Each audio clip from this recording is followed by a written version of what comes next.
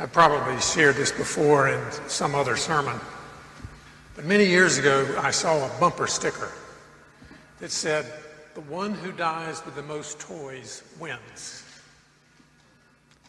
I assume that whoever created this bumper sticker meant it in a humorous way, but I also assume that anyone who would buy such a bumper sticker for their car is someone who enjoys their grown-up toys.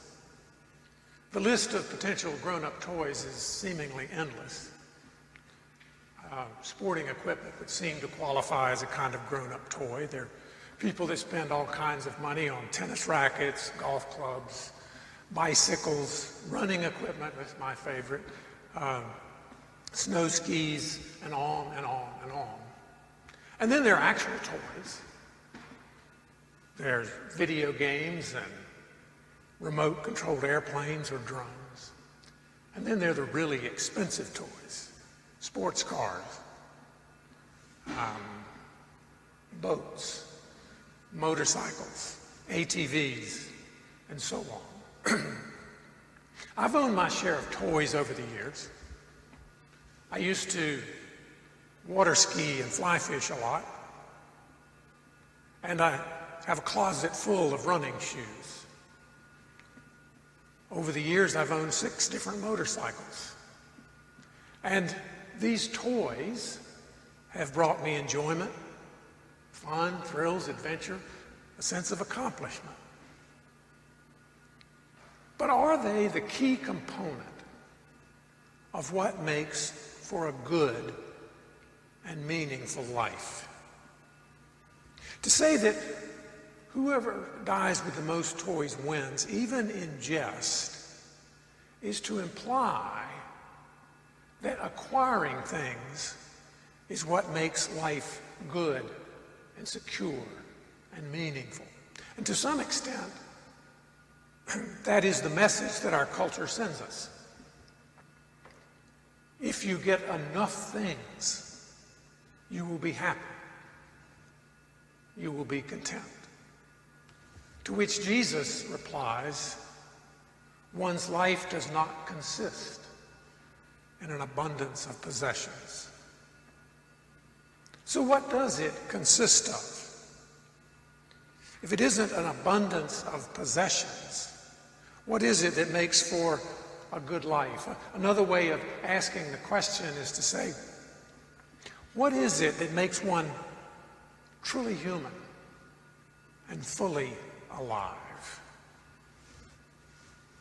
In our scripture reading, Jesus speaks of 2 things that get in the way of a full and abundant, meaningful life.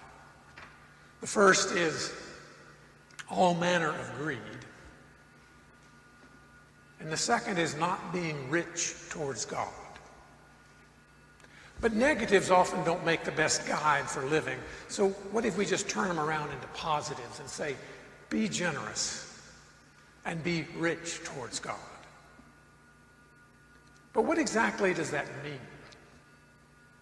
I Googled the word generous, and the first definition that popped up on my screen said, showing a readiness to give more of something, such as money or time, than is strictly necessary or expected.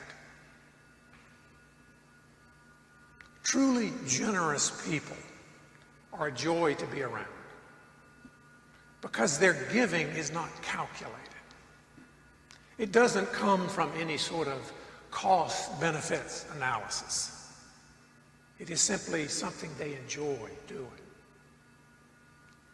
There's a lot of fundraising techniques that do employ cost-benefits analysis. You see them in the regular fundraising drives on PBS. You hear very often the announcer says, if you're enjoying the quality programming on PBS, then make a donation today. Such fundraising must work or they wouldn't do it all the time. But it does not ask people to be generous. It asks people to pay for what they're getting. Don't be a mooch is the message.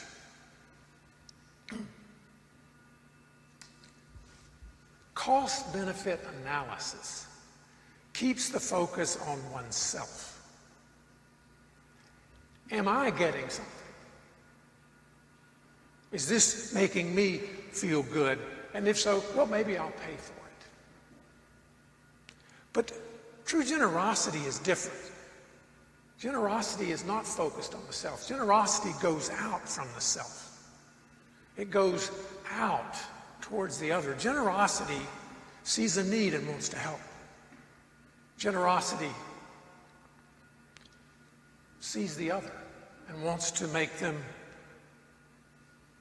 joyful or happy.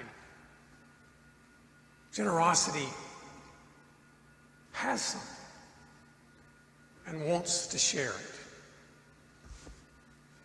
No doubt many of you have heard me quote this before from my favorite theology professor, who says that the entire Christian enterprise is about true communion with God in true community with others.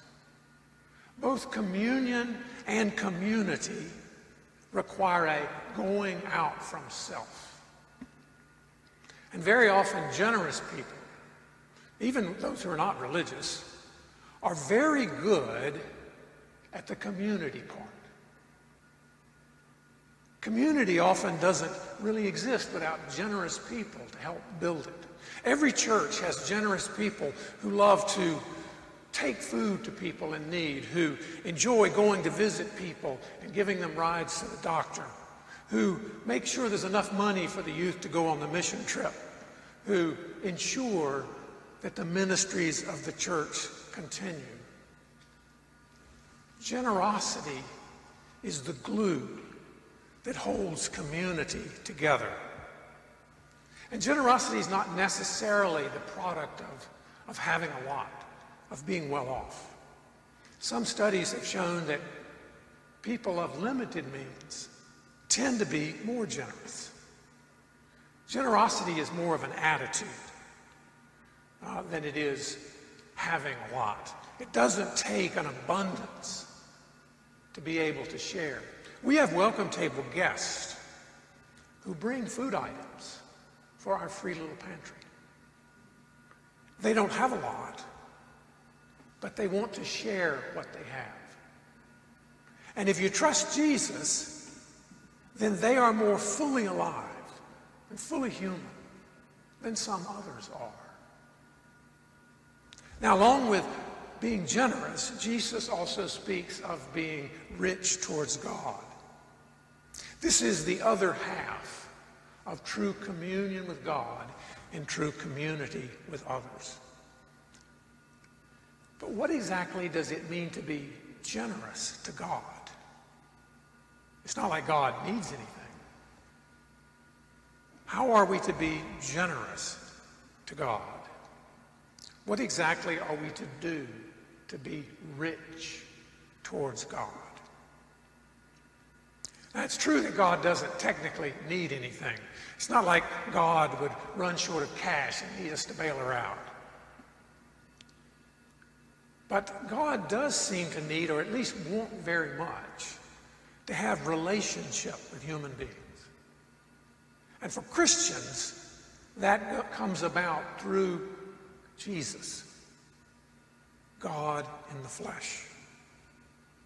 Jesus calls us to be disciples, those who follow in the way that he shows us and continue his work in the world.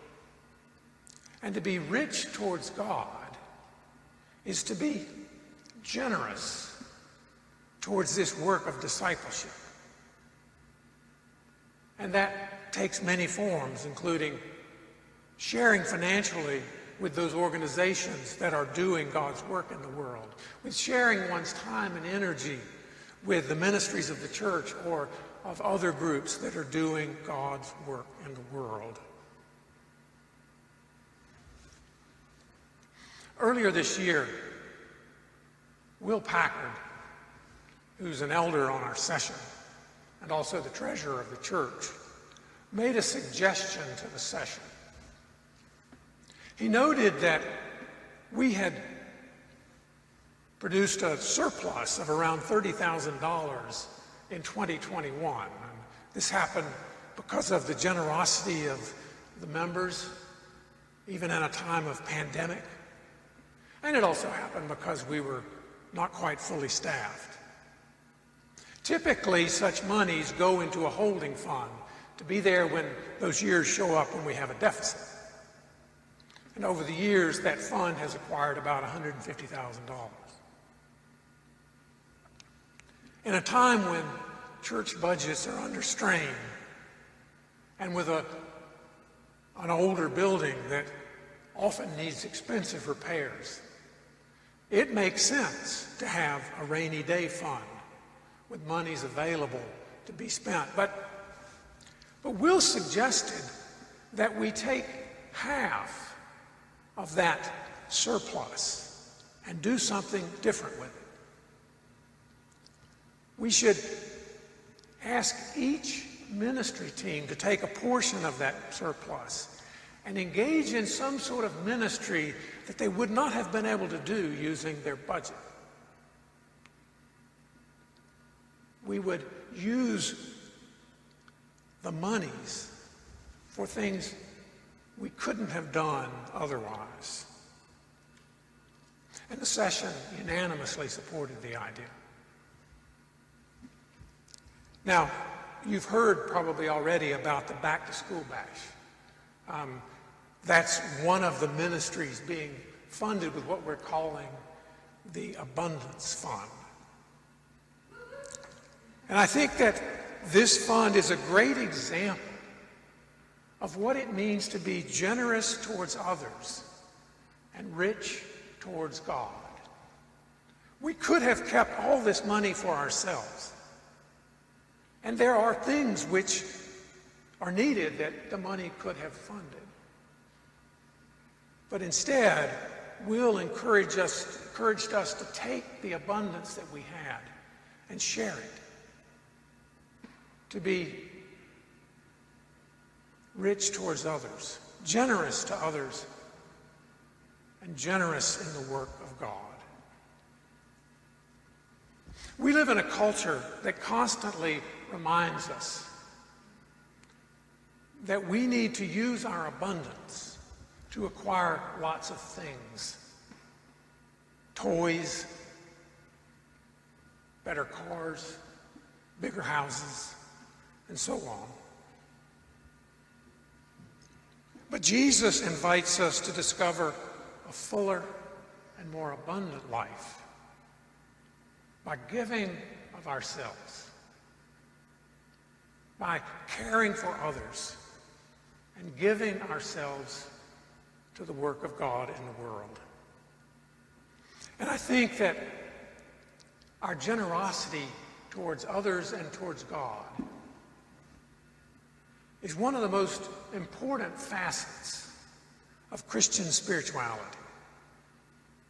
And it may well be one of the best measures of our spiritual health. And Jesus urges us to turn away from orientation towards self and discover life in all its fullness by turning towards true communion with God in true community with others. All praise and glory to the God who comes to us in Jesus to show us the shape of true and full human life. Thanks be to God.